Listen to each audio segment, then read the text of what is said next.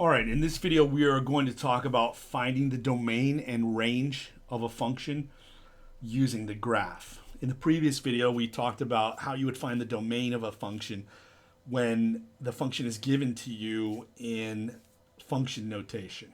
All right, you would run through the checklist. But if you're given the graph of a function and not the formula itself, there's other things that you have to, other things that you can do by looking at the graph. And it's a good idea to have what the domain and then the range mean graphically when we're talking about functions. So, all right, so before we get into that, I need to explain to you about what open dots and filled dots on the graph represent. So let's say I give you this function right here, okay? And I ask, hey, this function, what are some points on there? So for instance, let's see, what is the point on the graph above 0? And you could pretty easily answer that and say, oh yeah, it's 5. So you would just go up here to the graph, right, wherever that is, and you could find where that point is. Or if I say, hey, what's the point on the graph corresponding to an x of -4, then you could go right to where that -4 is for x and see, oh, it's -4 -3 is the point on the graph corresponding to an x value of -4, right? Now, so those are pretty clear and straightforward. You just look at the graph, but say I asked you, hey, what is the point on the graph corresponding to -2? You see how the graph is broken right here, right? So you might say, well, maybe it's up here at 1, and that would be pretty good, right? Guess, because this kind of piece ends here at a y value of 1. Or you might say maybe it's down here at -1, okay? Because the other piece ends here at -1. But the thing is that it could actually be anywhere on this graph. And when you write something like this, a graph like this that's kind of broken up into pieces, it's really ambiguous, okay? You don't know what the situation is at these points where it is. So if I just show you this information, you really can't answer that question. So to prevent that from happening, right, to prevent it from being ambiguous, what you have to do is put either an open dot or a filled dot on these end pieces right here. And that lets somebody else who comes along later and looks at the graph, they will know exactly where those points are. All right, so right now I have these points turned off, but what the points will look like is something like this. Okay? So when I turn the point back on, you can see I have on each one of those end piece either an open dot or a filled dot. And see here I have a filled dot as well. So now if I ask you the question, hey, what is the value of -2? What is the point on the graph at -2? Right, before we were kind of guessing it was either this upper one or this lower one. Well, the filled dot, right, is going to be where the point is located, right? So the value at -2 is up here at 1, all right? So we would be able to tell that f of -2 is equal to +1 right here. The actual point on the graph is here at -1. This open dot, right, means that there are points on the graph, right, very, very close to where -2 would be. In fact, if I take any number to the left of -2, there's going to be some point on the graph down here. But this open dot indicates that there is not actually a point on the graph at -2, -1, right? The point is up here. Remember, we are talking about the graphs of functions, right? And the graph of a function has to pass the vertical line test. So there could not be filled dots at both pieces. It has to be in one place or the other, okay, in order for this to be a function. All right, so when we see this, now we know, okay, the point on the graph above -2 is this point -2, 1. Now, that filled dot may not be at either of these endpoints, which this one illustrates. So here I can see up here on this piece at 1, I have a 4. Or at 1, 4, there's an open dot indicating that there is not really a point on the graph at 1, 4. but there are points on the graph as close as you want to get to that point, but not actually at 1, 4. On this piece down here, I have an open dot, and that looks like maybe at 1, 3/4, right? So what that means is there are points on the graph really, really close as you could get, right, as you want to get to that 1, 3/4, but there's not actually a point on the graph. The point on the graph is located right here at 1, 2. Now you may say, well, why in the world would it be located there? It just kind of depends, right? There are a ton of situations that might apply to that, but don't try to read too much into that. The point is, it could be located anywhere. This dot could be anywhere. It does not have to be at these end pieces. All right, and so, like I said, if it looks like this, you may not know, you have no idea where it's at. So that's a situation that it could occur. Also, something that could occur is that you have no point on the graph at all, right? Over here.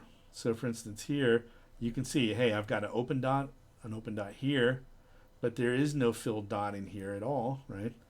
And so what that means is that the number 6 is not in the domain of the function. F of 6, right, does not exist, or another way to say that is 6 is not in the domain of F. So that could happen as well. All right, but these open dots and filled dots have to be clearly marked, or otherwise you can't really answer questions about places where that function is disconnected. Okay. All right, so that is our open dots and filled dots. All right, so now what we're going to do is talk about finding the domain from a graph. All right, so to find the domain from a graph, right, we're going to talk about how do you tell whether a particular number is in the domain of a function. All right, so say some number c that's in the domain. What you want to do is find the number c on the x-axis, okay? And then think about a vertical line drawn through that number c. So you draw a vertical line through the number on the x-axis, or think about doing that. And if that vertical line intersects the graph, then the number c is in the domain. And if the vertical line does not intersect the graph, right, then c is not in the domain of f. So let's take a look at some of these examples. I've drawn them out.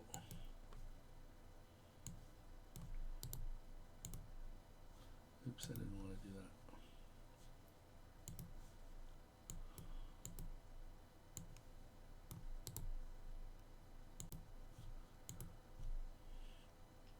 that. Okay, so here I have the graph of a function, okay?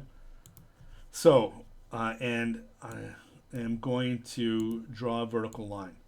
So let's say I want to say, hey, is -5 in the domain, right, of f? So what I would do is think about a vertical line at -5 on the x-axis, and I would ask myself, hey, does that vertical line intersect this graph? Okay, and you can see that it doesn't intersect this graph at all.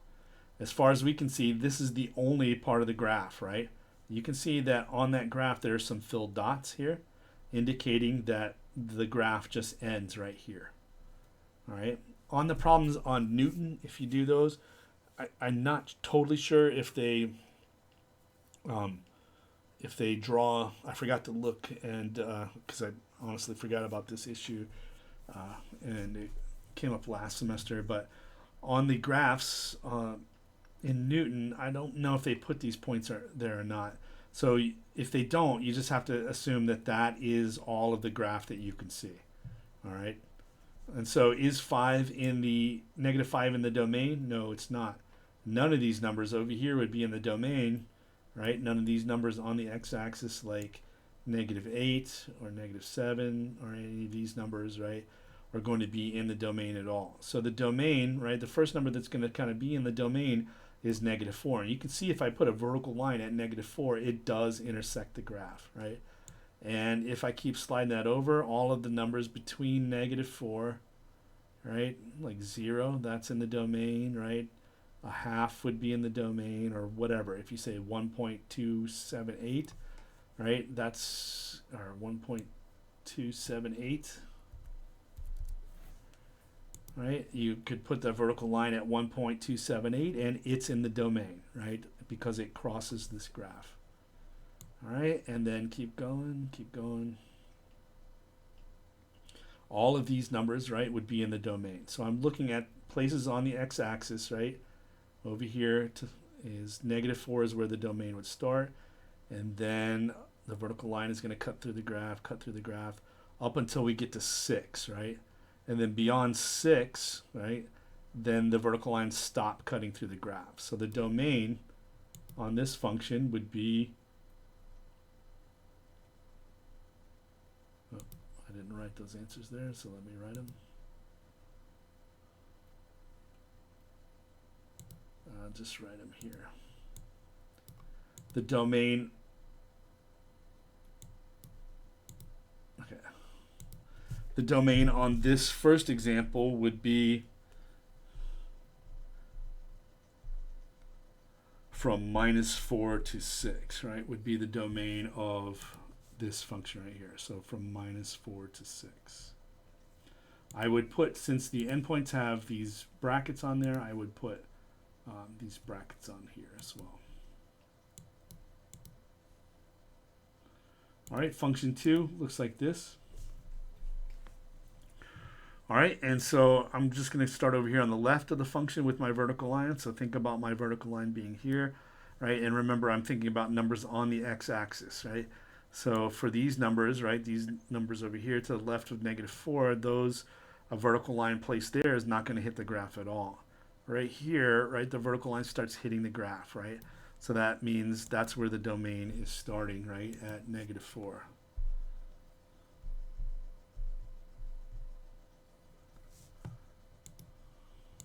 Okay. All right, as I keep going to the right, I can see that all of these numbers, when I get past -4, are intersecting the graph, right? Cutting through the graph, right? You can see that vertical line, orange line is cutting through the graph. And then everything looks good except right up here when I get to 6. I can see at 6 there's an open dot indicated here. Okay. That open dot means that there is no point on the graph right there at 6. And so therefore this vertical line does not cut through the graph at all at 6. Okay. And then if I keep moving past there, right, then no vertical line cuts through there. So on this one, the domain would be 4 to 6, and I would put a parenthesis there, right? The parenthesis indicates that 6 is not actually in the domain, okay? So those open dots, right, are going to kind of correspond to potentially to these parentheses. All right, let's take a look at the next example. All right. Here in the next example, all right, so what you've got is this graph over here, and now this is a little awkward because really what they should do is mark this with an arrow. If they mark it with an arrowhead, then that means that the graph continues on in that same manner, right? And that's can be a little bit confusing because you might think, hey, well, wait a second, you know, these vertical lines over here don't look like they're intersecting the graph. Well, they do intersect the graph. It's just way down here, okay? And that is confusing, as you can imagine, right? So, so to indicate that, there really should be an arrow, right, on the end of it. And this might be what is not there in those Newton problems. They might forget to put that arrow there. But if it goes off the screen like this, right, what you have to assume on those problems is that it just keeps going in that manner like that. So if that's the case, if it keeps going in that manner, right, that means that any vertical line over here, right, is going to intersect the graph. It's just going to do it off the viewing window. And on the Newton problems, you can't adjust the viewing window. Okay? So what we would say is that the domain, right, would start in -infinity. these vertical lines would intersect. It's just going to be off. On the other hand, like in the previous problems, like this function or this function where they show the whole graph and you can see it doesn't go off the screen, right? You just got to assume that that is the entire graph itself. So I think that might be the issue with the Newton ones, is that they don't put the arrow when they should. So what you've got to assume on those problems, if it goes off the screen, it continues to open up and get wider. So every vertical line over here will cut through it. All right, so here you can see that those vertical lines are clearly cutting through the graph, right? Up until we get to this point right here, right? So when we get to 1 on the x-axis, right, that's where it kind of stopped, and it definitely stops. We know that because we can see that there's a filled dot right here on the end of it. So it just stops, and then there is nothing after that, right? We can't see anything. There's no indication that there's even a graph of a function. So the domain would end at 1 right here. So we would write that the domain stops at 1. Okay? All right. So that is finding the domain from the graph. And these are the examples that we went through. Okay, next up is finding the range from a graph. And essentially we play almost exactly the same game that we played with the domain, right? The domain, we think about it as being associated with the x-axis. With the range, it's associated with the y-axis. So we're going to do exactly the same thing, except we're going to go along the y-axis, and instead of looking for vertical lines, we're going to look for horizontal lines. All right, and if a horizontal line cuts through the graph at the value of c, that number c is going to be in the domain. And if it does not, then the value of c is not in the range. I said domain, but I should have said range. Okay, so let's just take a look at the example. All right, so I shouldn't have closed out that. I thought I had a separate one, but let me go back and we can fix it. Just open this back up.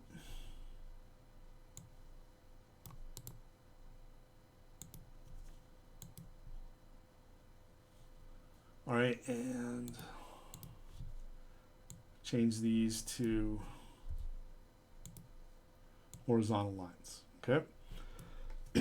All right, so we want to find the range of this function, the set of all outputs.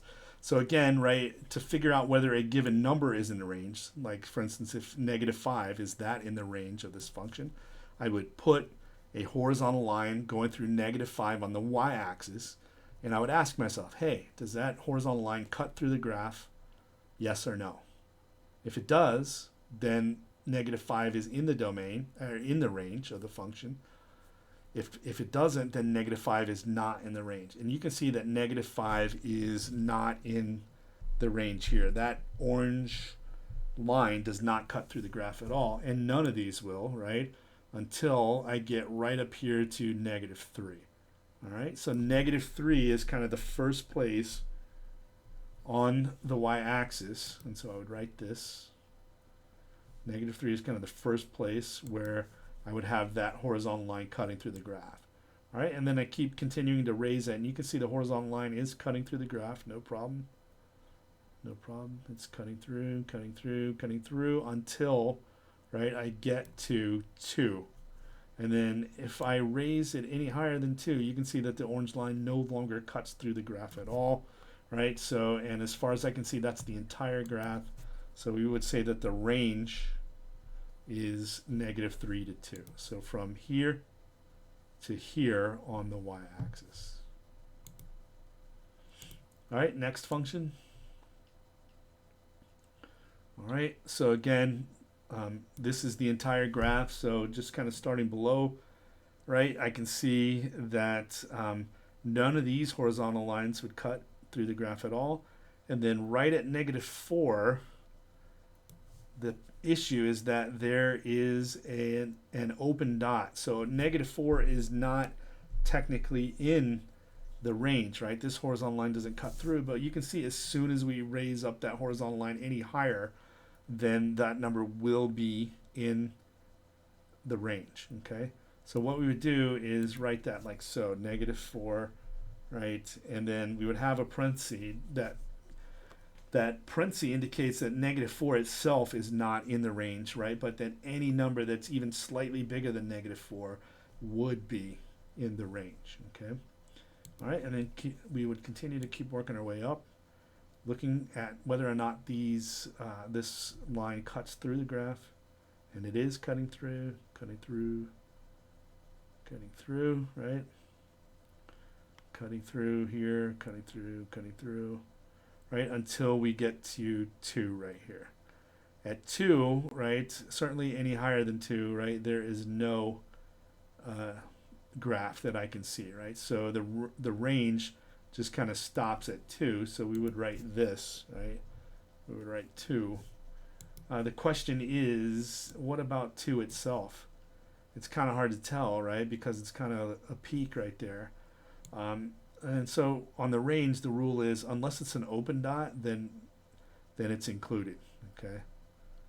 So we would write our answer like this. So 2 would be included, and so we would put a bracket there, all right? The only exception to that is if we had an open dot right there, then we would not put that. So the range on this one is -4 to 2. So you can see the graph right along the y-axis goes from -4 to 2, right? Like so. On the last example, you can see that the graph goes off the screen, and like I said, that same arrow, it really should have an arrow there telling you, that arrow on the end would say to you that that the graph keeps going down and down and like that, right? And so no matter where I am below here, right, that if I keep going down, right, it's off the screen now, but if I keep going down and down, right, that line is going to cut through the graph, right? So in this case, the range, right, since it keeps going lower and lower, right, is going to be -infinity. And then as I start raising this higher and higher, you can see that the horizontal line is cutting through the graph, keeps cutting through, keeps cutting through, keeps cutting through, keeps cutting through, and then right there at 4, right, is where it's about to stop. If I raise it any higher than 4 whatsoever, that line is not going to cut through at all. So 4 is kind of the last place where it cuts through. And on the range, unless there's an open dot there, right, put a bracket. So the range would be -infinity to 4. Okay. So that's how you get the range, right, from the graph. Okay. All right, I think that is it on these examples. And we will split this next topic out into its own video.